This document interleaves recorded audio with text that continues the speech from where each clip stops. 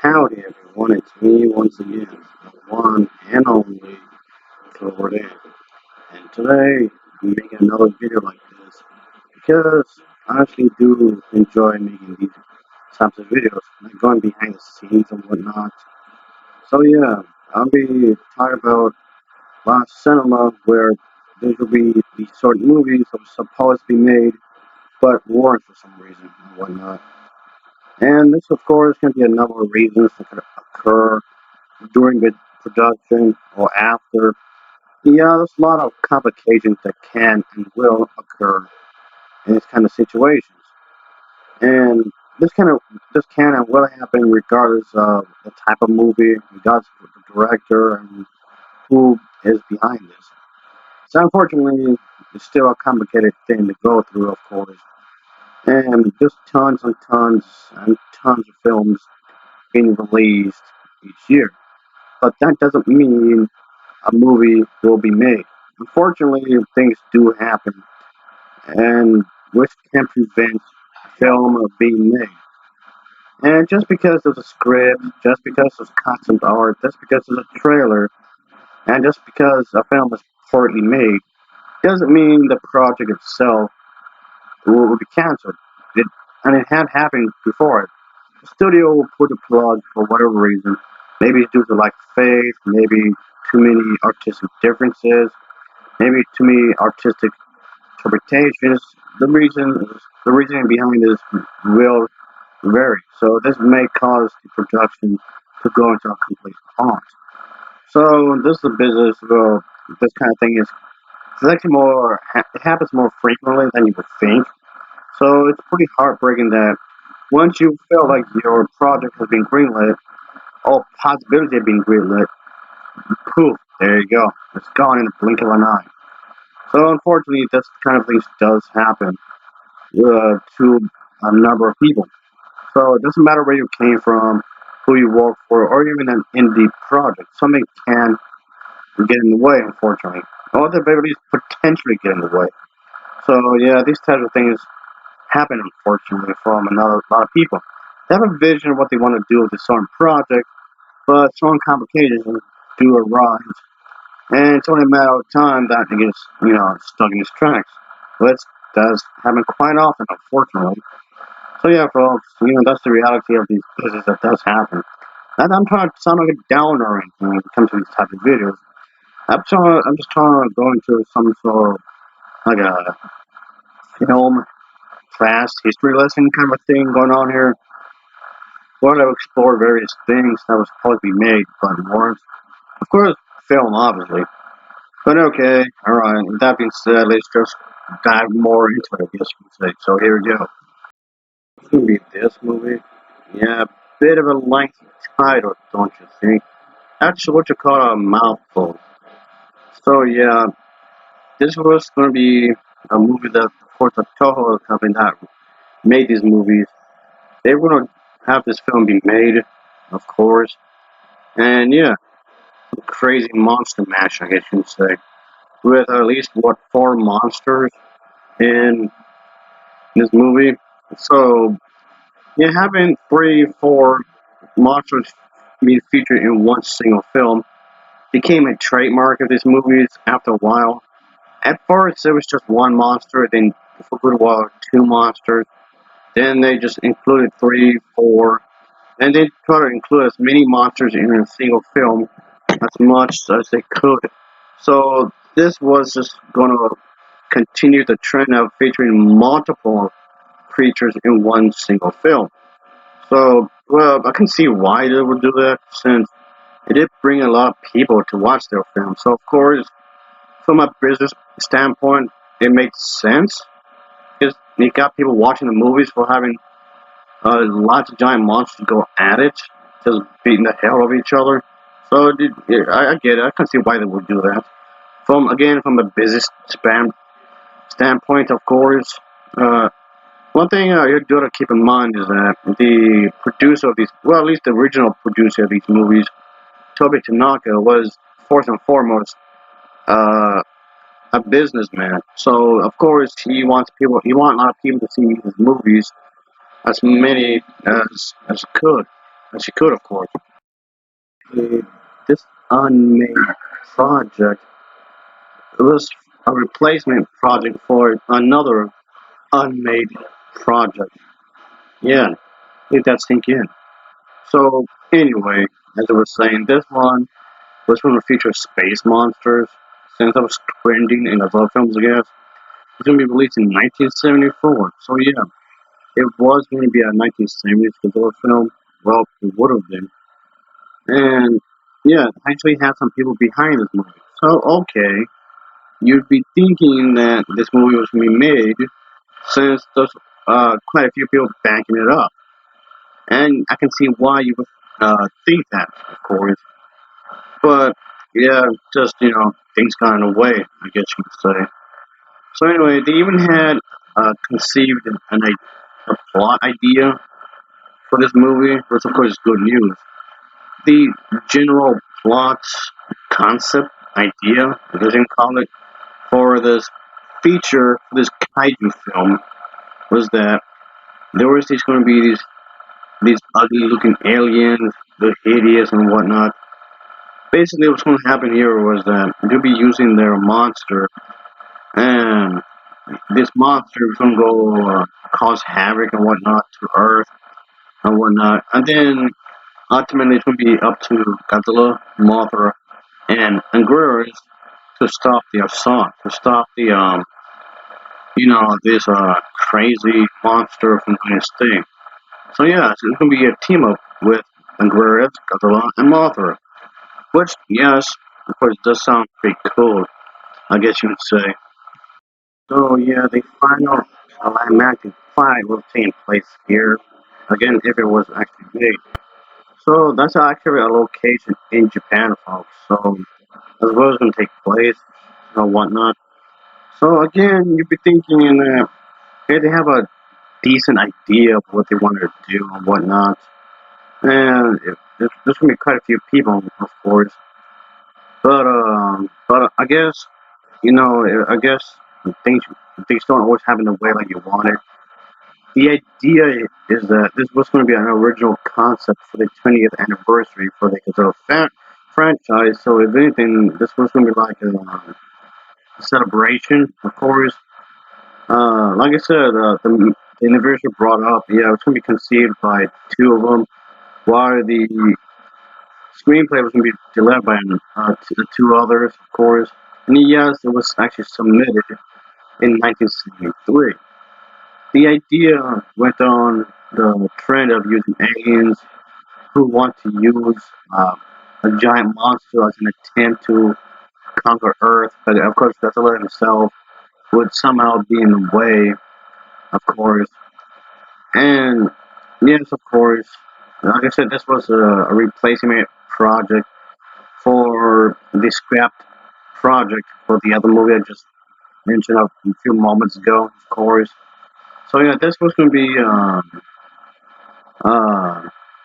the a debut of some character, of course, a certain princess.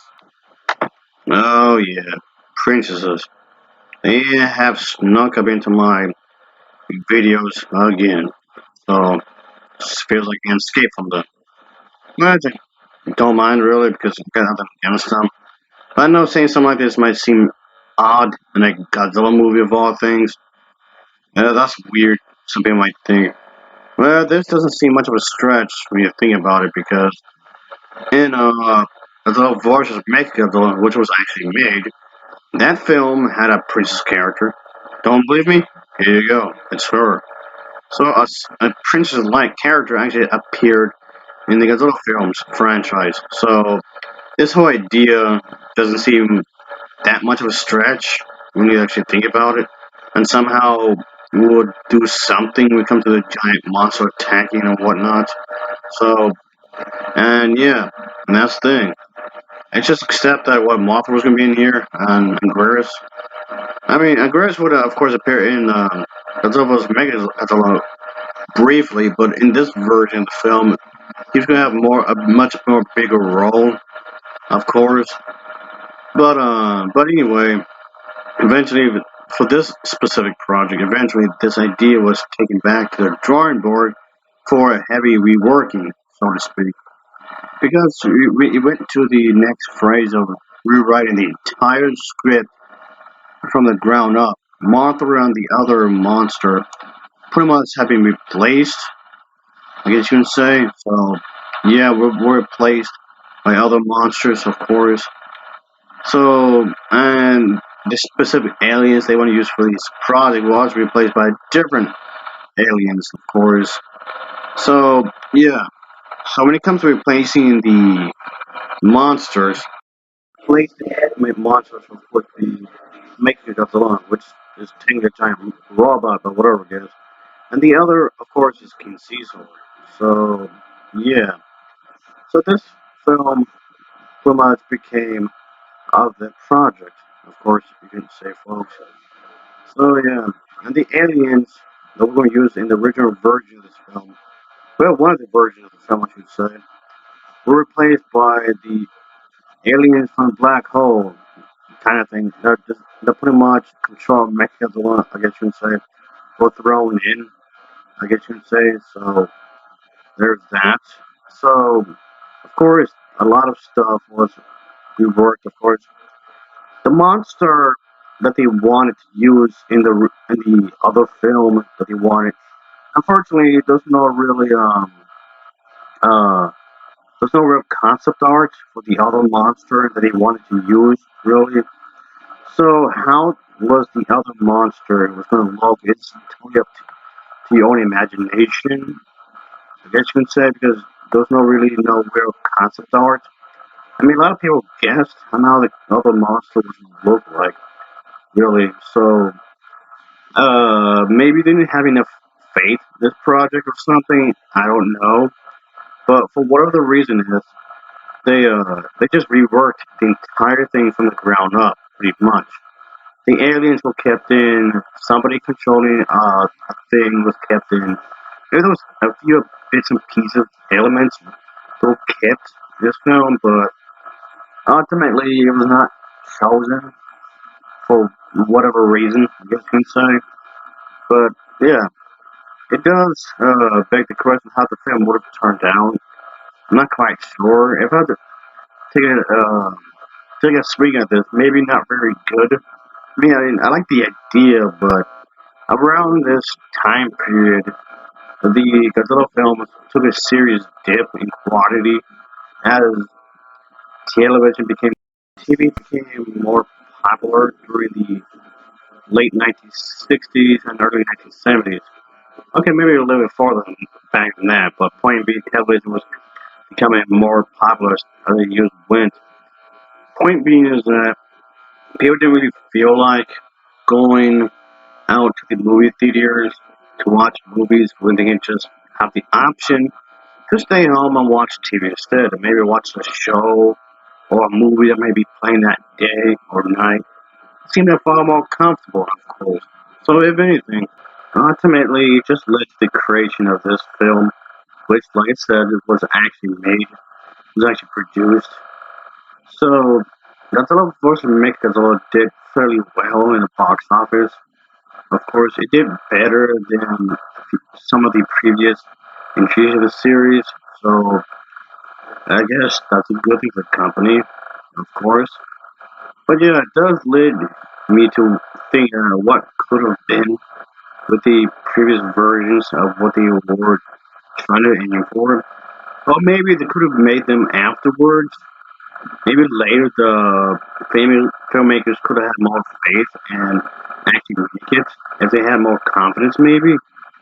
And I don't see what could have prevented them really from making the other versions of this story. I guess you can say. You can always tweak it about a little bit. Someone come off too much to say, I guess. But still, I highly doubt the other versions would actually be made like at all. So I guess that's the thing, folks. Yes, I realize I do know that I'm usually talking about kaiju films when it comes to these types of movies, but that's probably partly because of the fact that's how I started doing these videos. These types of videos, just speaking about that specific genre. I mean, I can talk about films from other genres, of course, but let's start off with talking about these types of movies. So, me trying to discuss like what had occurred and whatnot. I just thought it was a good thing to speak about this kind of a thing because I like talking about kaiju films, giant monster movies, and whatnot. And it also gives me a perfect excuse to talk about Asian cinema, which I mentioned before that I would like to talk about more Asian stuff anyway. And yeah, as a result, I thought this would be a perfect opportunity to actually do so, to talk about giant creatures and whatnot. And even though none of these films were officially made, really unfortunately, for whatever reason, but still, I thought they'd give me a good way to talk about, something from Asia, of course. Notice, notice the fact that I'm not being specific on the country when I say Asia, because this could be from anywhere from there, really. Even though I'm talking about giant monsters, really. But yeah, I just thought this would be a good way to talk about this kind of stuff, I guess you would say. And for the time being, I don't have any kaiju films to review. Maybe we could do it later, I guess. Maybe have something to come up, I guess. But and that's kind of the other thing. I don't talk about kaiju films as often as I would like, really. And yeah, I guess I'll review and I'll talk about more Asian cinema as often as I can. I just make more of an effort to talk about this kind of stuff, I guess you can say. Whether it's anime or horror or whatever it is. Even though in this case it's kaiju, I guess you can say. So, but yeah, and I just thought I'd just talk about this for a moment. I know this is quite lengthy, but I do appreciate anybody for watching this long ass video, just hearing me rammer on about stuff, I guess you can say. But yeah, I just wanted to talk about this, considering the fact that I don't talk about kaiju films that often, or Asian cinema. At least I feel like I don't do it that often anyway. But this just came out like a pretty decent chance to do so, to talk about this kind of a thing, because, why not? But yeah, it just seemed like a good way to talk about this kind of a thing, because I'll be meaning to talk about something in regards to the Godzilla films anyway, and this just came out like a good idea to do that, to talk about like behind the scenes kind of a thing. At least that's how I took it, like behind the scenes stories that not everybody's going to talk about. So, and that's the thing. I'm usually talking about low budget stuff anyway. Movies that are old and whatnot. This is the type of thing I'm usually reviewing anyway and talking about. I'm usually talking about B movies. A good chunk of the time on my channel, I'm usually talking about these kinds of stuff anyway. Creature features, horror movies. Point being, low budget stuff is the kind of stuff I'm usually talking about to begin with. So, doing this kind of video seems to fit right in and the kind of thing and the kind of content I want to talk about anyway.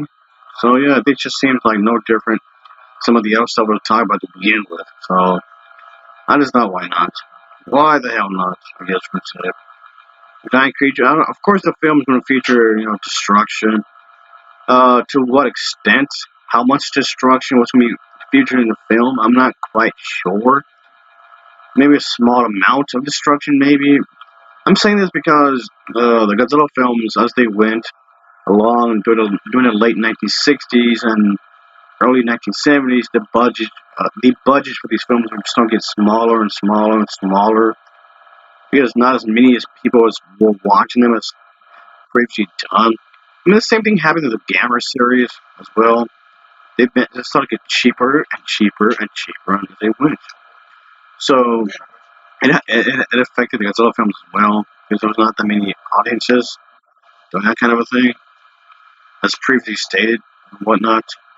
So yeah, it happens. Unfortunately, it happens. But I guess that's business for you, I suppose. This kind of thing it sucks. I guess I'm something out of a hunch. Maybe that's what prevented them from going the other versions. I guess maybe. I don't know. I'm just taking a guess here, folks. Anyway, as always, thanks for watching and take care. Till next time. See ya. Oh yeah.